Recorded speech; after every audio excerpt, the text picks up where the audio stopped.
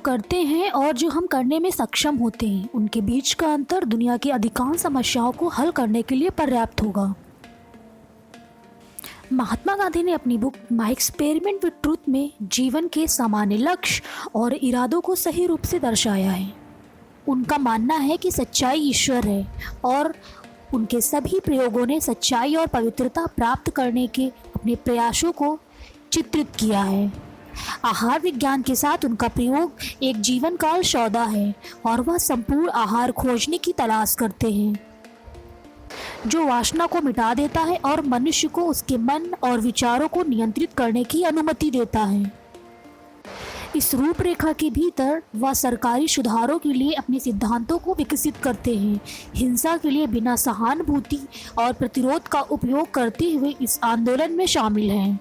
यह बुक गांधी जी के बचपन और ब्रिटिश शासित भारत में शुरुआती जीवन से शुरू होती है। वह अपनी सांस्कृतिक पहचान इंग्लैंड में एक छात्र के रूप में अपने अनुभवों और अंततः भारत लौटने के अपने संघर्षों का वर्णन करते हुए बताते हैं। वह एक वकील के रूप में अपने प्रारंभिक जीवन और दक्षिण अफ्रीका में अपने अनुभवों के बारे में बात करते हैं, जहां पर उन्होंने भारतीय प्रवासियों के अधिकारों के लिए लड़ाई लड़ी और अहिंसक प्रतिरोध और सविनय अवज्ञा आंदोलन पर अपने विचारों को विकसित किया। महात्मा गांधी अपने व्यक्तिगत संघर्षों और अपने जीवन की तमाम परिस्थितियों का भी वर्णन करते हैं, जिसमें सार्वजनिक रूप से बोलने का डर और ब्रह्मचर्य के साथ उनका संघर्ष भी शामिल है। वह इस बारे में बात करते हैं कि कैसे वह लियो टॉल्स्टॉय और हेनरी डेविड थोरो के कार्यों से प्रभावित हुए और कैसे उन्होंने अहिंसा के अपने दर्शन को विकसित किया। महात्मा गांधी का मानना था स्वतंत्रता और न्याय प्राप्त करने का एकमात्र तरीका है और वो है अहिंसा, और उन्होंने इसी तरीके को अपनाकर और एक शक्तिशाली उपकरण के रूप में ब्रिटिश शासन के खिलाफ इस्तेमाल किया। यह बुक उनकी राजनीतिक गतिविधियों और भारतीय स्वतंत्रता आंदोलन के एक नेता के रूप में उनके द्वारा सामना किए गए संघर्षों को कवर करती है।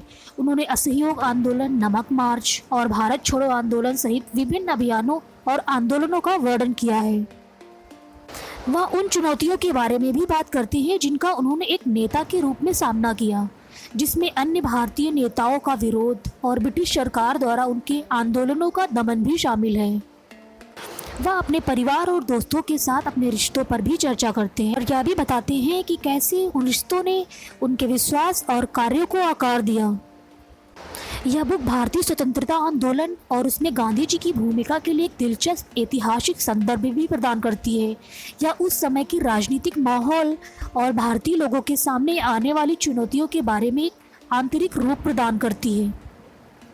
यह पूरी बुक गांधी जी की ईमानदारी और उनके व्यक्तिगत संघर्षों की चर्चा करती है। वह अपने भीतर के राक्षसों के बारे में खुलकर बात करते हैं, जिसमें सार्वजनिक रूप से बोलने का डर आदि शामिल है। वह अपनी गलतियां और उनसे सीखने के बारे में भी बात करते हैं। सत्य के साथ मेरे प्रयोगों की कहानी सत्य और स्वतंत्रता को खोजने के लिए एक व्यक्ति की यात्रा का एक शक्तिशाली विवरण है। यह एक महत्वपूर्ण ऐतिहासिक दस्तावेज है जो 20वीं सेंचुरी के सबसे महत्वपूर्ण व्यक्तियों में से एक के जीवन और समय के बारे में अंतर्दृष्टि प्रदान करता है।